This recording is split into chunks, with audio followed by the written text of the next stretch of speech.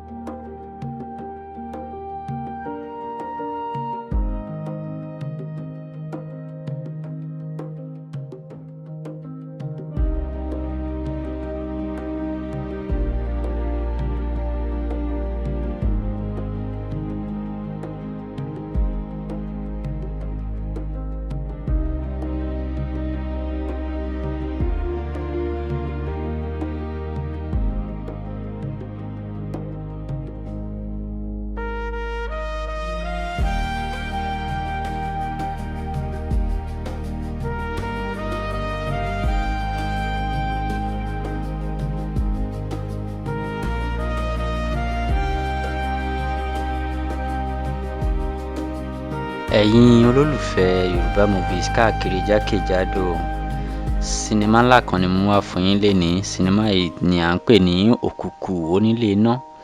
Sinimá Òkùnkùn Onílé Iná yìí máa ṣàlàyé fún wa bẹ́ẹ̀ ṣe lè rí part 1 àti part 2 sinimá yìí wò nínú fídíò yìí. Ẹ máa bá mi kà lọ. Sinimá yìí sinimá ńlá ni, sinimá tí ẹ pé ó gbẹnu tán ni. Sinimá tá a gbé jáde látọwọ́ Apá ìyẹn Àpákúfọ̀ ló gbé sinimá yìí jáde.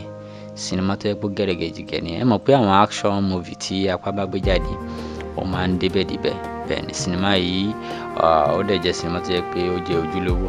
Ẹ lè wo sinimá yìí kẹ́ ẹ̀ tutọ́ dànù pé kí ló wá dé tẹ̀lé tí èrò sinimá yìí ni wọ́n wá ń polówó fún yín. Sinimá tó yẹ pé ó débẹ̀ ni. Ẹ mọ̀ kí mo ti ṣèlérí fún yín pé àwọn sinimá tó yẹ pé ó bá gbẹnu tán, àwọn sinimá tó yẹ pé ó bá débẹ̀ ni màá máa mú wá fún yín ní channel yìí. So sinimá tí mo mú wá fún yín lè ní Òkùnkùn Onílé Iná yìí ó jẹ́ sinimá ńlá tó yẹ kó débẹ̀.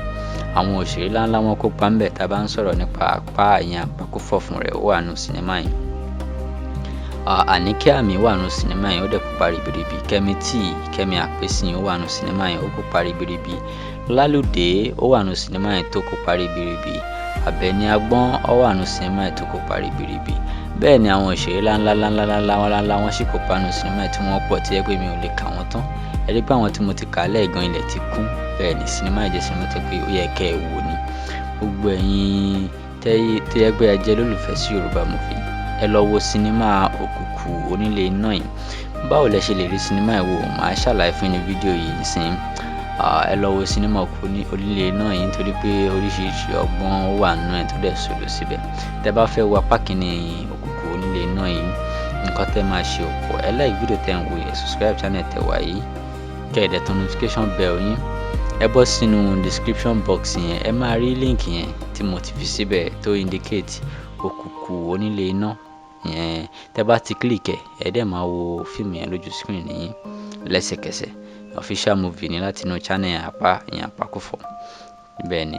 Tẹ́ bá fẹ́ wo part 2 sinimá Òkùnkùn Onílé Iná yìí, kí lẹ máa ṣe? Nǹkan tẹ́yin náà máa ṣe ọ̀pọ̀.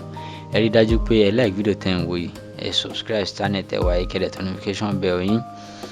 Ẹ wá rí dájú pé ẹ comment sí comment section pé Òkùnkùn Onílé Iná part 2. Òkùnkùn Onílé Iná part 2 ẹ ti ṣetán tẹ́ fẹ́ wò. Òkùnkùn Onílé Iná part 2 yẹn kí wọ́n release ẹ̀ fún yín. Òkùnkùn Onílé Iná part 2 kí wọ́n bá yín mú wá sójú ìwòran yín. Tẹ́ bá demand fún sinimá yìí báyìí, ó ṣe pàtàkì ẹ demand fún dáadáa. Tẹ́ bá ti demand fún dáadáa, wọ́n máa mú wá sójú ìwòran yín. Tọ́ bá ti mú wá sójú ìwòran yín, ìyẹn tọ́ bá ti release ẹ̀ torí pé wọ́n ní rí any reason láti máa release ẹ̀. Wọ́n máa rí pé ẹ̀yin fans fíìmù yìí gangan ẹ ti ṣetán tẹ́ fẹ́ wò. So wọ́n máa lè mú wá sójú ìwòran yín. Tọ́ bá ti wá mú wá sójú ìwòran yín, àwa máa ṣe update fún yín láti jẹ́ kẹ́ mọ̀ yín pé wọ́n ti ń ṣu ẹ̀ kẹ́ lè lọ wo tí yín. Bẹ́ẹ̀ ni eléyìí ló fi ṣe pàtàkì kó jẹ́ pé ẹ subscribe channel kẹ́ dẹ̀ tán notification bell yín. Ẹ lè rí update wa nígbà tí a bá ṣe fún yín.